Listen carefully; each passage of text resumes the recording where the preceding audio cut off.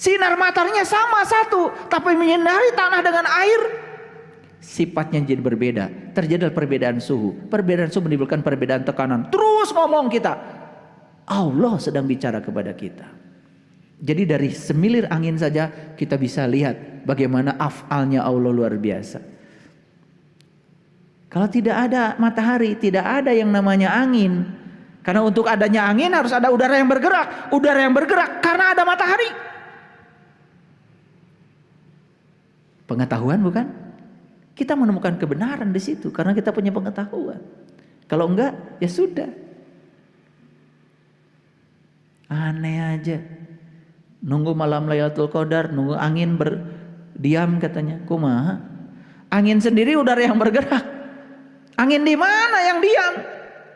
Di alam semesta tidak akan pernah ada angin yang diam. Angin sendiri artinya udara yang bergerak. Makanya ada angin darat, angin laut. Lihat nelayan. Mereka pergi siang hari, malam hari. Penting. Kenapa? Karena malam udara bergerak dari darat ke laut. Siang nelayan balik. Karena siang udara bergerak dari laut ke darat. Gimana itu udara bisa bolak-balik? Itu yang disebut dengan peristiwa konveksi. Jadi udara tuh berputar ke atas tuh ke bawah. Bukan bolak-balik di sini, bukan garis, ke atas. Kenapa bisa ke atas? Karena ada perbedaan tekanan atmosfer. Lebih jauh lagi kalau saya kuliah ini gak selesai sampai sore. Hanya cerita angin saja. Nah itulah ketika angin menerpa aja kita bisa berbicara dengan Allah. Lihat perkataannya dalam hembusan angin yang sejuk. Lihat perkataannya dalam keindahan keheningan yang damai. Dengarkan perkataannya dalam gemericik daun. Dengarkan perkataannya dalam gemericik air yang mendamaikan.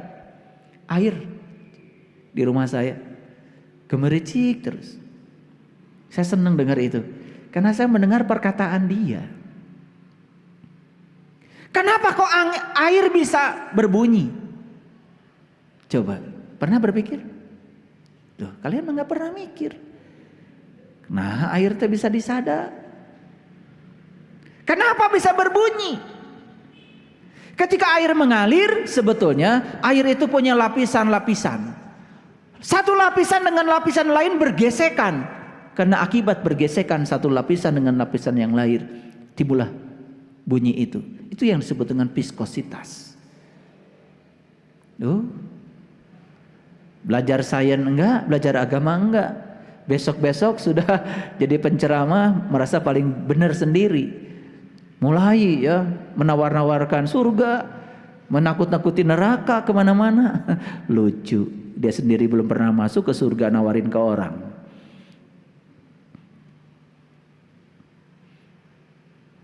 Tapi yang kayak gitu kan banyak ya yang suka. Lihatlah perkataannya dalam cahaya mata teman-teman kita. Ayo lihat saya semuanya. Begitu ketemu teman kita, bisa nggak melihat perkataan dari cahaya yang terpancar dari teman kita itu? Saya menangkap kesedihan dari teman kita ini.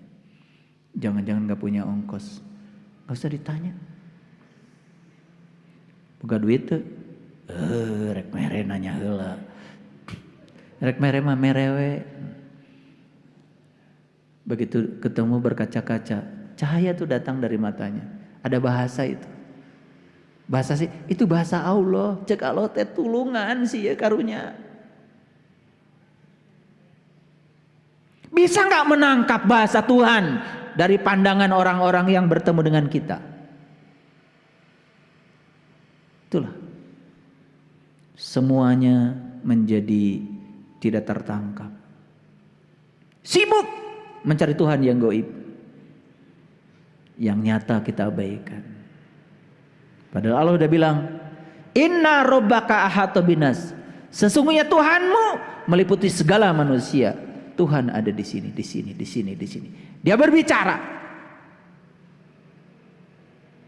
Masa tidak bisa menangkap kesusahan orang ketika ketemu dengan kita? Masa tidak bisa menangkap? Siapa yang sedang berbicara? Bukan dia, Allah. Cuman bilang kata Allah, Aku sudah titipkan rezeki kepada kamu. Tolong dong bantu ini. Begitu kita bantu dia, itulah memuja Allah yang sebenarnya.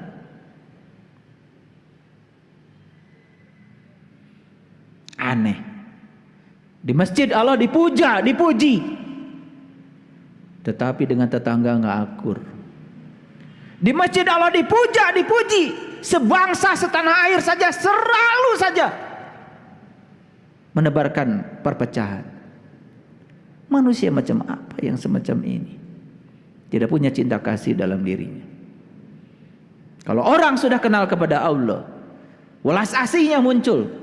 Bahkan welas asih tidak lagi dibatasi oleh keyakinan dan agama pada siapapun juga.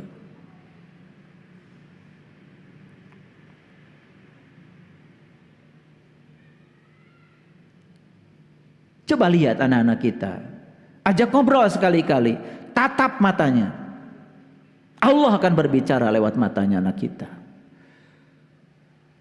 Mungkin saja anak-anak kita saking hormatnya kepada kita, ada sesuatu tak terkatakan. Tetapi bahasa mata di dalam dirinya bisa kita tangkap. Betul? Masa? Udah lama kita punya anak gak kenal-kenal sama anak kita. Udah lama kita punya pasangan hidup gak kenal-kenal sama pasangan hidup kita. Pengennya apa masa tidak tertangkap? Kan pesannya sederhana. Karena kita harus peduli pada mereka. Sekali lagi para sahabat. Tuhan Allah tidak akan pernah ditemukan di buku tentang Allah. Kalian pergi ke toko buku mencari buku tentang Tuhan. Dan kalian mengatakan mencari Tuhan. Tuhan yang dicari ada pada seorang pencari. Kita pergi ke toko buku mencari buku tentang Tuhan. Tuhan sendiri ada pada diri kita yang mencari. Tidak ada di buku itu. Dibaca berlembar-lembar. Kamu hanya mendapatkan informasi tentang Tuhan hanya berdasarkan persepsi si penulis buku itu. Tuhan tidak bisa diterangkan, Tuhan tidak bisa dijelaskan. Tuhan hanya bisa ditemui dan dirasakan oleh mereka yang tahu ilmunya, tahu caranya. Walillahi al-nasihul bait.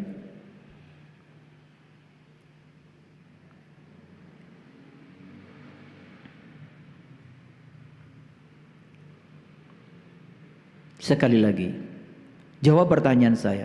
Pantaskah kita mengatur-ngatur Tuhan? Ulangi, pantaskah kita mengatur-ngatur Tuhan? Tidak pantas bukan? Stop mengaturnya. Berserah diri aja kepada Allah. Mengatur-ngatur Tuhan sama saja dengan menganggap seakan-akan Tuhan tidak tahu apa yang harus Tuhan lakukan. Mengatur-ngatur Tuhan sama saja dengan berusaha mengajari Tuhan untuk menunaikan tugasnya sesuai dengan kemauan kita. Berhentilah ketakutan dan menyebarkan rasa takut kepada Tuhan. Karena Tuhan rasa cinta yang murni tanpa batas. Karena Tuhan adalah maha segalanya. Maha segalanya. Tuhan tidak pernah ternoda. Tuhan tidak tersinggungan seperti kalian. Tahu nggak kenapa kalian tersinggungan? Tahu apa tidak? Kenapa? Kenapa? Kenapa kalian tersinggungan? Kenapa? Karena sempit. Gitu aja masih mikir. Kenapa saya tersinggungan? Karena sempit. Kalau luas nggak akan tersinggungan. Ayo. Kenapa kalau itu tabung gas yang 3 kilo kalau terbakar meledak? Kenapa? Karena sempit. Coba bakar itu yang 3 kilo di lapangan luas. Nggak apa-apa. Nggak ada ledakan. Ledakan terjadi karena ruangnya sempit. Makanya 1 sendok garam masukkan pada 1 gelas air asin. Kenapa? Sempit. 1 sendok garam masukkan pada ember. Berkurang gak asinnya? Kenapa? Luas dikit. 1 sendok garam masukkan ke kolam renang. Berenang, dikocok-kocok sambil berenang. Gak kerasa. Gak kerasa sama sekali. Kenapa? Itu kolam renang baru luas. Tuhan maha luas, melampaui kolam renang. Bagaimana Tuhan bisa terasinkan oleh kita? Bagaimana Tuhan bisa terkotori oleh kita? Makanya Tuhan itu tidak akan pernah ya tersinggungan. Kamu durhaka sama aku azab. Tersinggungan dong Tuhan. Mau emang punya Tuhan kayak gitu? Rambutmu keluar 1 lembar, aku bakar kamu di neraka. Wih. Berhenti kalian menyebarkan rasa takut tentang Tuhan yang semacam itu. Kacau balau itu. Apakah Tuhan pernah mengkritik kita? Apakah Tuhan menuduh kita? Apakah Tuhan marah-marah kepada kita? Enggak.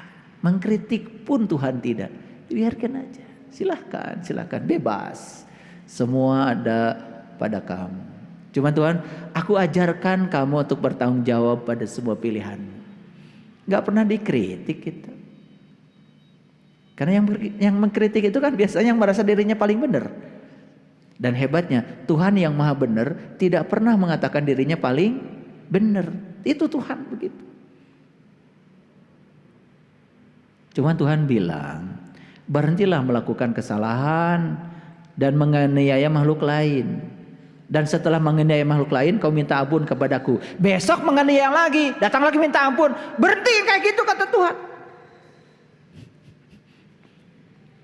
Tuhan cuma mau begitu aja. Kalian habis nyakitin tetangga, Tuhan minta ampun tadi nyakitin tetangga. Besok itu lagi.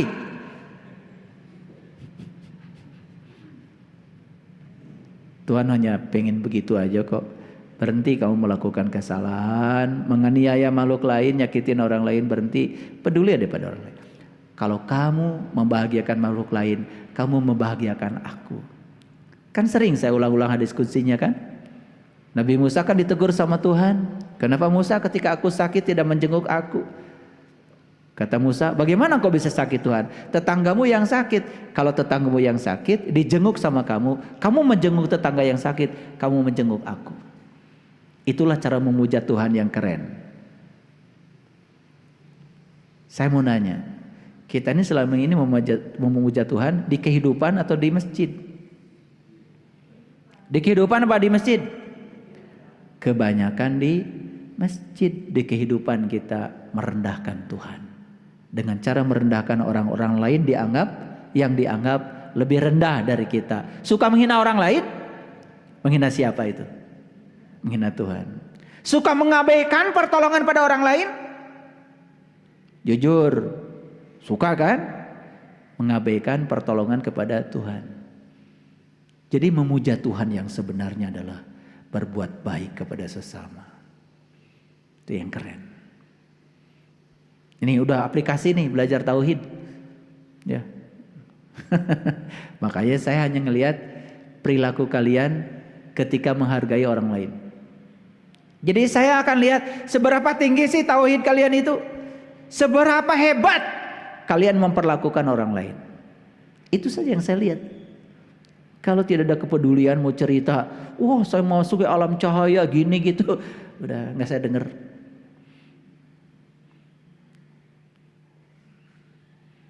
Menyumbang aja ngitungnya setengah mati. Makanya kata Allah dalam Al-Quran, tidak ada dosa kecuali mengkhianati Tuhan.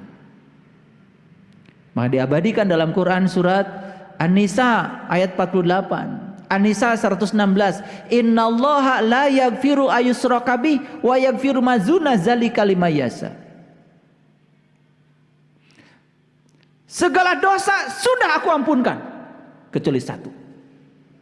Mengkhianatiku. Siapa yang mengkhianati Tuhan? Mengkhianati Tuhan itu bukan menginjak-injak kitab sucinya. Mengkhianati Tuhan itu kamu ragu aja akan hari esok, itu sudah mengkhianati Tuhan. Kamu ragu saja akan hari esokmu, cemas akan hari esokmu, itu sudah berkhianat kepada Tuhan. Itu sudah menghinakan Tuhan. Seakan-akan Tuhan itu mengabaikan kamu, Seakan-akan Tuhan itu mengabaikan segala kebutuhanmu. Tidak. Bahkan saat ada masalah datang kepada kita, beliau itu mendampingi kita, menjadi tutor yang hebat bagi kita, dan tidak pernah membiarkan kita. Dan cara beliau menjadi tutor, bisa saya dihadirkan orang-orang yang menjadi kepanjangan tangannya untuk membimbing kita. Kan keren.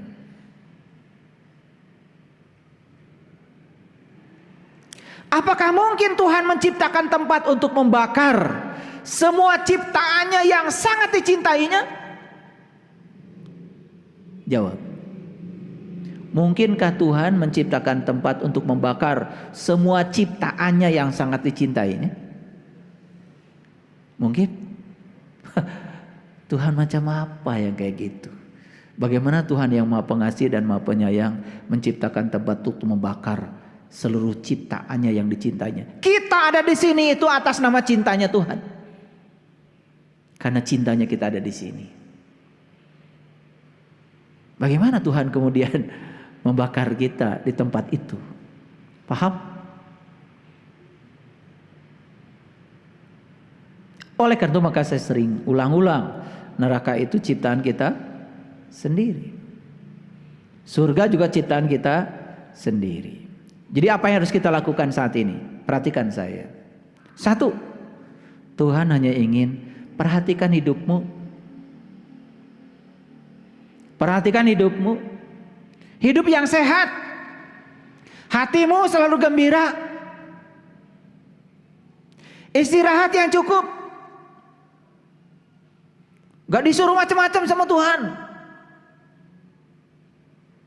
Istirahatkan terus pikiran, diet yang seimbang, makan yang sehat, tong segala di dahar.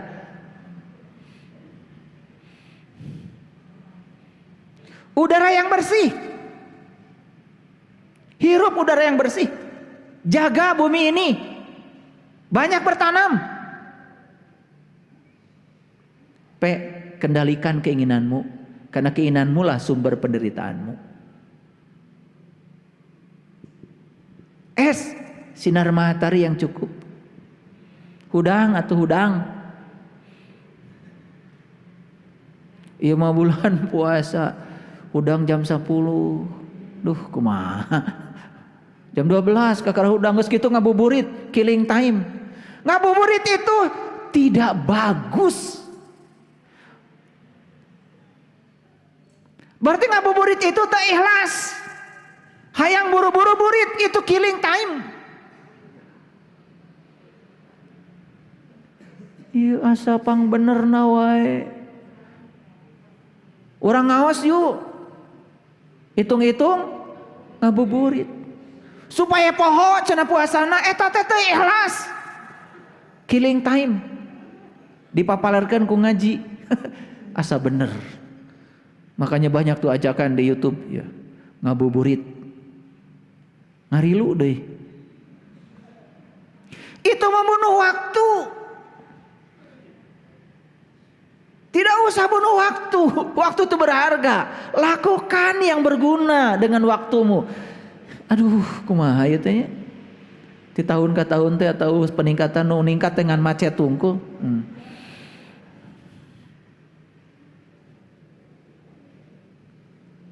Sinar matahari yang cukup, energetik berolahraga. Olahraga tidak mesti lari, tidak mesti ngabedahkeun balong, ngosokan WC, marsihan ramat lancah, olahraga, cicing wae. Ieu mah nilepan simut ge aduh, mani pabalata. Duh. Hayang nyiwit kana puasa kieu teh. Mun deket diciwit.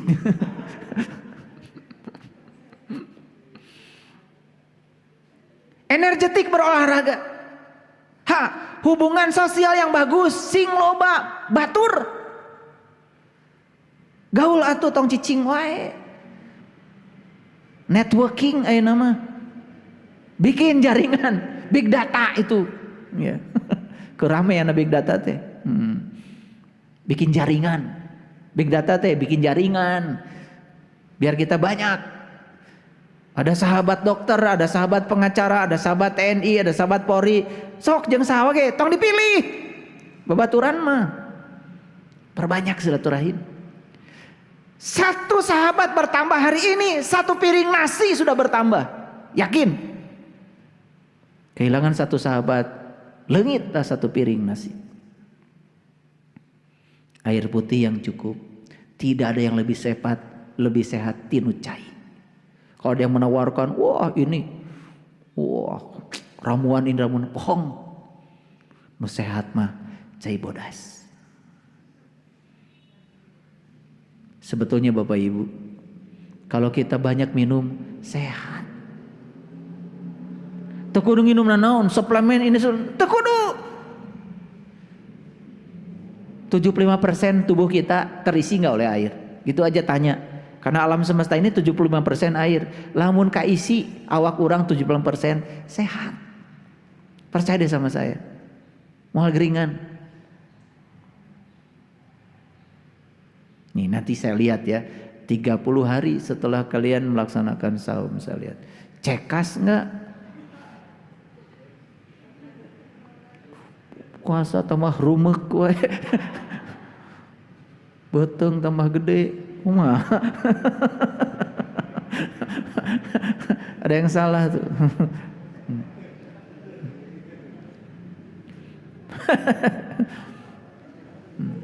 Satu, perhatikan saya. Nah, yang terakhir T. Tuhan yang utama. Jadikan Allah the topmost priority. The topmost priority. Apa maksudnya? Jadikan dia sebagai penggerak hidup kita. Kenapa Anda bekerja? Karena saya dipakai Allah menjadi kepanjangan tangannya untuk memerankan peran saya. Karena saya sedang melayani orang-orang yang butuh pertolongan Allah lewat tangan saya. Keren, bismillahnya. Kenapa bekerja? Atau teu damel mah abdi moal gaduh artos. Maka teu boga duit wae saya teh mah. Dan niatnya salah. Yang menggerakkan dia itu rasa takut. Makanya hidupnya penuh dengan ketakutan. Takut kekurangan, takut besok gak makan. Makanya kurang terus. Utang loba, cicilan teu kabayar. Pasea we jeung leasing. Apal saya pengalaman. Pernah gitu saya juga dulu ya. Ya jangan dikira dulu. Saya tuh pernah begitu juga. Di kesadaran itu saya juga pernah. Gitu. Tapi begitu ke sini, saya ambil mobil. Ya Allah, ini bukan mobil saya, mobil Engkau. Saya hanya guna pakai saja sepanjang saya hidup. Karena mobilmu, tolong ya Allah, Engkau yang bayar. Ntar di pikiran. Makanya kemarin tahu-tahu ada telepon dari Toyota. Bapak katanya, stop. Kenapa stop apa? Gas lunas. Aduh, hilang. Sampai diingatkan sama Toyota kalau udah lunas. Canak BPKB gitu. Karena Allah yang bayar. Gitu. Ini jangan dianggap sepele omongan saya itu, pengalaman ya. Gitu. Kalau kalian nyicil nggak kebayar, salah ijab kabulnya. Salah. Nyicil motor wae pas saya jeung leasing salah. Lihat saya, perhatikan hidup kita, hidup sehat. 2, dengarkan bisikan nurani kita. Itu ya hanya dikenal oleh Allah. Itu saja, itu agama yang sebenarnya. Kenapa? Lewat hidup dan nurani itulah Tuhan memberi petunjuk kepada kita. Cara Tuhan ngasih petunjuk lewat hidup dan nurani. Sok semua dalam kehidupan kita tuh petunjuk dah sebetulnya. Semua peristiwa, orang, apapun yang dipertemukan dengan hidup kita, petunjuk. Yang ketiga, Tuhan mengatakan kepada kita, hidup bukan ujian. Hidup bukan drama. Hidup bukan jalan setapak. Dan hidup ini bukan awal agar kamu masuk surga. Karena hidup ini adalah surga itu sendiri. Tergantung kesadaran. Sekali lagi, hidup bukanlah awal supaya kamu masuk surga. Kan banyak. Terus ya dalam hidup ini berbuat baik supaya nanti dapat surga. Berbuat. Padahal orang tanya geus di surga. Nanti sadar teh apa kurang rahmatnya Allah pada kita? Luar biasa. Seluruh sel dalam tubuh kita 100 triliun diurus hiji-hiji ku Allah. Iya, makanya saya bilang orang yang terus berpatokan ke masa depan akan melupakan hari ini. Makanya di Quran kan dikatakan surga itu adalah tempat di mana kita masih ada langit dan bumi. Oke.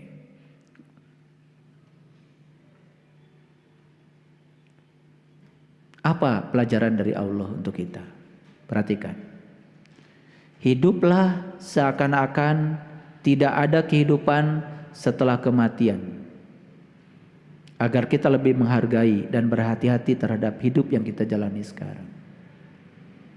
Mohon maaf, kenapa di Islam hampir tidak pernah dibicarakan konsep reinkarnasi. Walaupun reinkarnasi itu hukum alam. Karena pesan leluhur kita luar biasa. Supaya kita waspada dengan kehidupan yang sekarang. Lamun dibeja-beja ya reinkarnasi, bisi maneh teh ngabogaan keyakinan, teu naon dan gege balik deui. Itu hebatnya leluhur kita. Ditutup rapat yang itu gak pernah dibicarakan. Kalau itu diumbar dibicarakan, bisi. Maneh teh ngabogaan keyakinan. Dan gege bakal menang awak anyar deui. Ya, itu teu naon daya kene kesempatan. Bisi. Makanya ditutup rapat itu supaya apa? Supaya kita waspada dengan kehidupan yang sekarang. Mun tiasa mah sing beres lah ayeuna segala utang-utang teh. Mun dicarekan batur tong nyarekan. Pados lunas gitu. Menyarekan batur mah tuh nu baheula teu lunas nyeun utang anyar. Yang kedua, hidup adalah satu-satunya kesempatan. Sekali lagi, hidup adalah satu-satunya kesempatan. Karena ketika kita hidup, disinilah ada berbagai macam peristiwa. Makanya kesadaran terakhir saat kita mati akan menjadi kesadaran awal saat kita dibangkitkan kembali. Maka nikmatilah hidup ini, berkaryalah, sebarkan rasa cinta, sebarkan rasa sayang, wujudkan kebaikan dalam hidup ini buat semua orang. Dan pesan saya yang terakhir, kalau kalian berbuat baik, tidak usah berbuat karena pengen ini, pengen itu. Sudah, berbuat baik saja. Berhentilah berprasangka kepada Allah. Berhentilah menebak-nebak Allah. Mulai membangun kepercayaan pada diri kita sendiri. Rasakan kehadiran Allah saat kita memeluk pasangan hidup kita. Rasakan kehadiran Allah saat kita menyayangi anak-anak kita, keluarga kita. Rasakan kehadiran Allah saat kita menyayangi hewan, tumbuh-tumbuhan kesayangan kita. Saat kita menyiram tumbuhan, sebetulnya kita merasakan kehadiran Allah. Di rumah saya tidak ada tumbuhan yang mati. Karena saya begitu tengok, dimanapun pohon, gak boleh ada yang merana. Selalu. Saya belum sarapan pagi kalau saya belum ngasih minum sama tanaman-tanaman di rumah saya. Karena saya merasakan Tuhan sedang berbicara di situ. Tolong dong, sudah ada di rumahmu, peduli dong. Bunga dibeli oleh kita, sampai di rumah kita merana.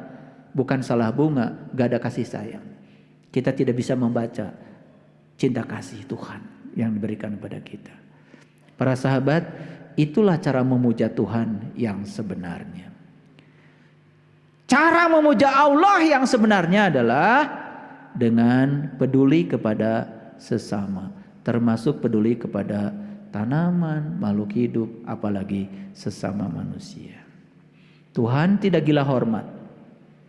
Cara bersyukur yang diinginkan Tuhan cuma satu. Satu, peduli kepada sesama. Yang kedua, pedulikan kesehatan kita. Yang ketiga, rawat hubungan dengan sesama dan hubungan terhadap alam semesta. Lihat sahabat-sahabat kita di Baduy, lihat sahabat-sahabat kita di Kampung Naga. Mereka hampir tidak mengenal rumah sakit. Kenapa? Peduli kepada sesama, peduli pada kesehatan, merawat hubungan dengan sesama dan terhadap alam.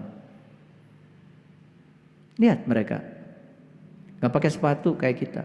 Jalan aja kemana-mana. Sehat. Tidak ada diabetes, tidak ada kolesterol. Bahkan dibiarkan saja batunya buat masuk ke baduy pedalaman itu batu-batu. Tidak dirubah. Karena ketika jalan di batu-batu itu mereka sudah mendapatkan kesehatan. Semua saraf-saraf kaki itu kan dipijit. Keren banget.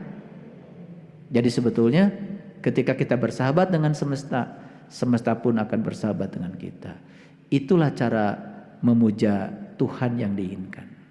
Oleh karena itu, mari kita sekarang rubah cara memuja dan memuji Tuhan. Jangan sekedar seremonial di tempat-tempat ibadah, tetapi cara memuja dan cara memujinya adalah dalam kehidupan. Tidak boleh lagi ada orang yang terluka dengan kata-kata kita. Tidak boleh ada orang yang terambil hartanya yang bukan hak kita. Kalau itu yang kita lakukan, insya Allah hidup kita penuh dengan berkah. Terima kasih. Assalamualaikum warahmatullahi wabarakatuh.